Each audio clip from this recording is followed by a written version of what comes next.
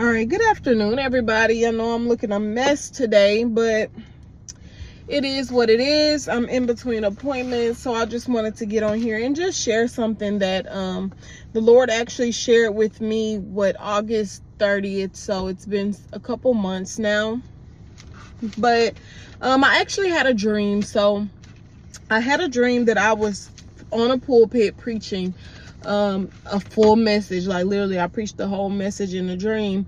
And so I would wake up and I would try to go back to sleep, and then the dream would repeat and repeat and repeat until I actually got up, wrote it all down, and then I was able to go to sleep peacefully. And I just wanted to share just kind of the message from that dream, because I know for sure it was for me, but it may be for somebody else as well. So the message pretty much was intimidated, but obligated. And I just want to talk a little bit about how sometimes we'll be intimidated by the assignment that God gives us. Intimidated, by the assignment that God gives us. But if you're obligated to do it, he's never going to take that burden from you. You're always going to be required to do what he has told you to do. So I just want to go to Exodus. I want to go to Exodus 3.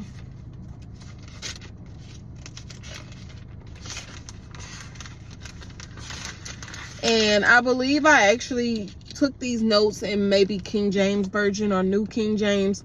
So this is going to be out of New Living Translation. So I may have to kind of compare a few things, but it should be okay. So I want to go to Exodus chapter 3, verse 10. And it says, let's see. Okay, actually, I think I want to start before this.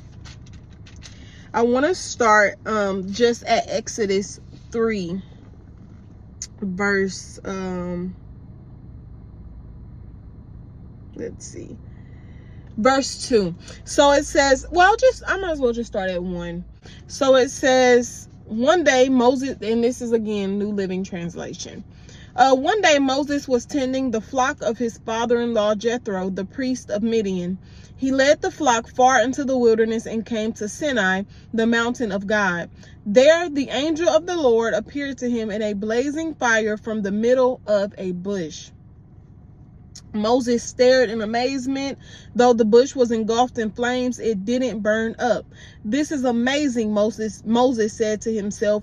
"Why isn't the bush burning up? I must go see." When the Lord saw Moses coming to take a closer look, God called to him from the middle of the bush, "Moses, Moses."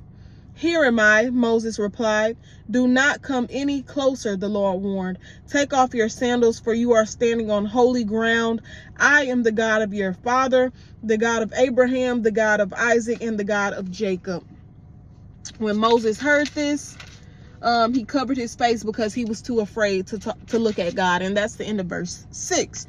So I do just want to point out how this is the first encounter that Moses is having with God. So in this encounter, this is where the obligation that God has for Moses is I'm greasy. The obligation that God has for Moses is first shown, right? Or is first beginning to come about. So I do want to point out that the word bush, and when you're reading, guys, you really want to look at the definitions of all these words, because the meaning of these words are so important. And a lot of these words have so many alternative definitions that we don't even think about as we're reading.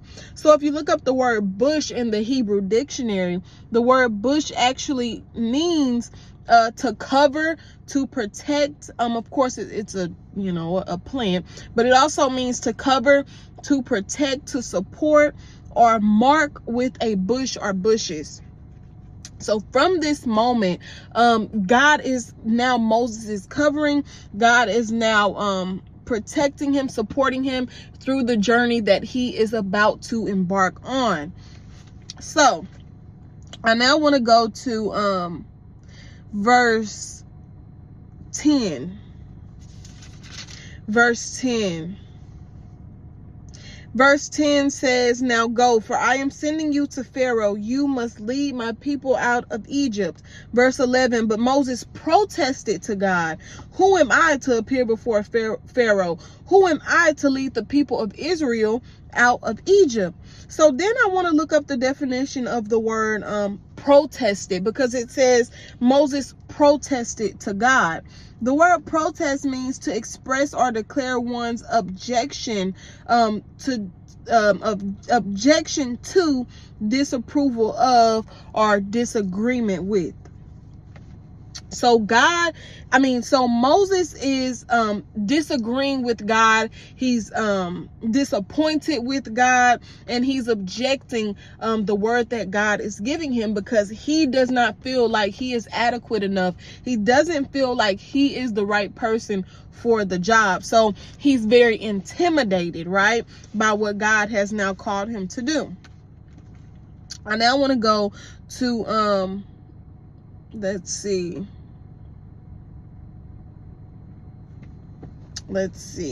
It says God answered him. And then verse 13, Moses protested once again. If I go to the people of Israel and tell them the God of your ancestors has sent me to you, they will ask me, what is his name? Then what should I tell them? God replied to Moses, I am who I am. And this isn't really, I guess it's relevant, but it's actually funny that the definition, and let me go to it really quick.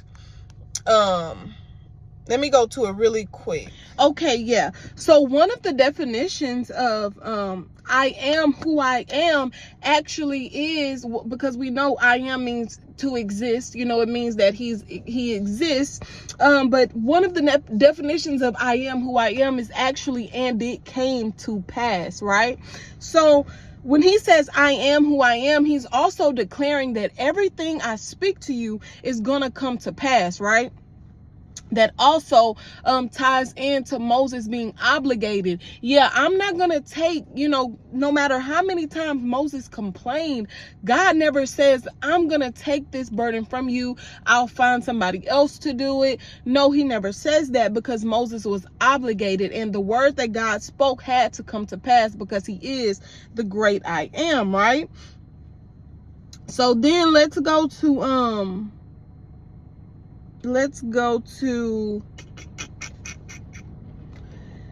chapter 4. So in chapter 4, Moses continues to protest. So Moses is arguing with the Lord. Like, Moses is so intimidated. He's literally giving every excuse he can in the book, and he protests and he protests and he protests. But it's funny that when we get to chapter 4 verse 10, it actually says Moses pleaded with the Lord. So at this point, Moses is so desperate. Moses is so intimidated that he goes from protesting to now pleading. He's begging. The word pleading actually means to request sincerely, or to beg. So that lets us know that Moses truly did not want to go. He didn't understand the magnitude of the calling of his life. He became so desperate that he begins to beg God, Lord, please don't send me, right? So then I want to go to verse 14, because in verse 14 it says, no, let's start at 13. 13, it says, but Moses again pleaded, Lord, please send anyone else. Moses says, Lord, send anyone else. And let me tell you, I have been there. I have literally, I'm not going to say I've said, I just go back and forth with the Lord. But man, there's times, like, even just in this walk, like now, I just honestly became, like, I guess you could say born again, or whatever you want to call it, actually following Christ and trying to live, a life of a Christ-like life for probably a year now, not even a full year.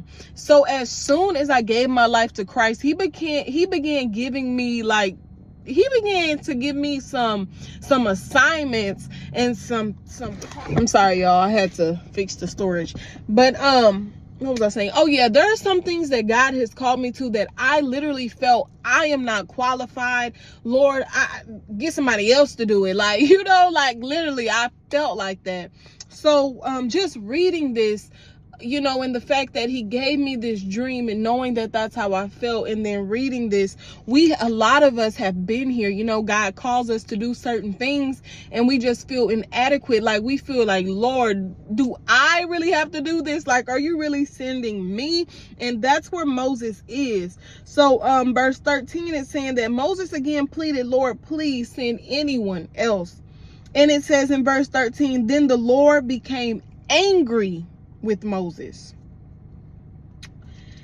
The Lord became angry with Moses, right? So the word angry, definition of the word angry, is a strong feeling of displeasure or rage. It also means wrath. So that just shows us that disobedience then brings the wrath of Christ, right? So once you read through the story of Moses, you actually learn that Moses did not even make it into the promised land. Moses was healthy, completely healthy when he died. However, he had to die before they walked into the promised land simply because of his disbelief in his initial disbelief and disobedience to God's calling, right? So we don't want the wrath of God. We don't want to cancel out our promised land. We don't want to miss out on entering our promise because of our disobedience and our intimidation, right? Because no matter how intimidated we are, being intimidated, yes, it lost Moses his chance of walking into the promised land. However, his intimidation never took away the obligation that Christ had placed on him. He was still obligated to get those people out of Egypt. He was still obligated to lead them through the wilderness for 40 years, right? So you may be intimidated, however, you're still going to be obligated by Christ to do what he's called you to do. So you might as well put on your full armor. You might as well lose that spirit of fear. The Bible tells us that God has not given us the spirit of fear, right? So that means it has to come from the enemy. So that spirit of fear, that intimidation that Moses had, came strictly from the enemy, right? His insecurities and things like that, they did not come from God. Okay, so again, anger. Christ became angry with Moses. So that is why he was displeased, when he received a wrath from God. So in verse 14, it also says, what about your brother Aaron the Levite? I know he speaks well, and look, he is on his way to meet you now. He will be delighted to see you. Talk to him and put the words in his mouth. I will be with both of you as you speak, and I will instruct you both in what you do. Aaron will be your spokesperson, your spokesman to the people. He will be your mouthpiece, and you will stand in the place of God for him, telling him what to say. And take your shepherd's staff with you and use it to perform the miracle signs that I have shown you. All right, and I got a phone call. So, let me see, where was I? Oh, no. Oh, yeah. So, God basically has put Aaron as the mouthpiece for Moses, right? And it's interesting that, it's interesting, but it's important to notice that although God gave Moses accommodations, he never once took away that obligation. He never once said, you know what, I'll just let Aaron go and free the people from Egypt. No, he never once took away the calling. He never once took away the obligation from Moses, even giving him accommodations and whatever else, right? Yeah, so I think that this was a really important thing, that Moses still paid for his intimidation. He still paid for his disobedience. However, he still was obligated to get the people through to the promised land. And he had to fulfill, right? He had to fulfill the prophecy that had already been laid before him. In Genesis 50, verse 24. Genesis 50, verse 24 says, so this was Joseph, right? Genesis 50 verse 24 says, soon I will die, Joseph told his brothers, but God will surely come to help you and lead you out of this land of Egypt. He will bring you back to the land he solemnly promised to give to Abraham, to Isaac, and to Jacob. And remember that I am who I am means, and it came to pass. So for God to give Joseph this knowledge, this unseen knowledge, I'm sure Joseph knew, but he didn't probably fully know that it would be Moses and whatever.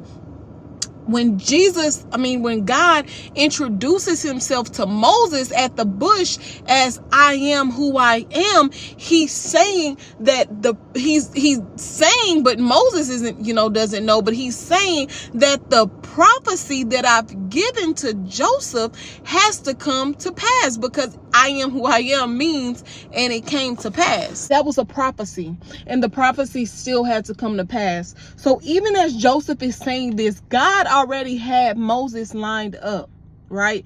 God already had Moses in mind. He knew this child is going to come. There's literally going to be a king trying to kill a pharaoh, not a king, I'm sorry, a pharaoh trying to kill all the male children, because the enemy doesn't want this promise to take place. He doesn't want my people to be freed. However, God made an accommodation. He made sure that Moses was there. Moses lived, he grew up, and he knew that Moses was the one that he would have to free the people from Egypt. And although Moses was intimidated, he was still obligated to do what God had called him to do. And I think that's pretty much all I had today, y'all. Make sure that when God is calling you to do something, yes, we may be intimidated. We may be so scared, but you cannot let the spirit of fear keep you from the promised land. Okay. And Moses definitely showed us that. So again, we may be intimidated, but hey, if you're obligated, if you're called, he's not going to take it away. And I think that's pretty much all I have, y'all. I love everyone. Hope y'all have a great day. I'll be back whenever I feel led, or whenever God leads me to come back and make a video, I will. But that's pretty much all I have, y'all, and I'll see y'all next time. Bye-bye.